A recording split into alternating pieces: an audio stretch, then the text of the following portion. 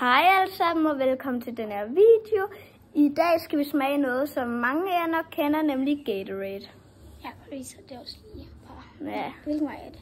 Nå, det var så altså, vi smager det, og vi rater det fra 1 til 10, og altså, hvis vi giver det mere end 10, for eksempel 20 eller 1 million eller noget af den stil, så er det fordi, det er vores yndlingsdrik. Ja. Men skal vi ikke bare komme i gang? Jo, det tænker jeg. Så, hvordan åbner man den? Jeg tror, man vender den sådan her. Skal man ikke bare hive? Man gør så sådan her. Ej, nej, det gør man så ikke. Nå, ja. Måske. You will? I have not.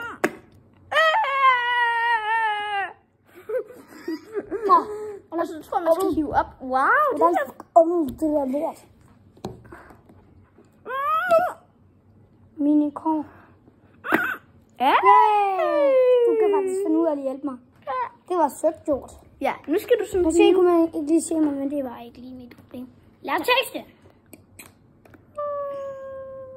Test nu. Okay.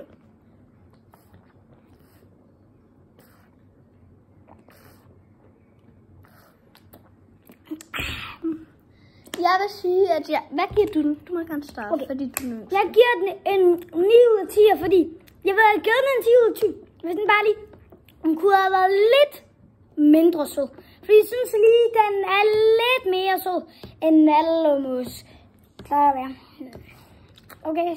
Jeg vil sige, at jeg vil give den en 7 eller 8. 7,5.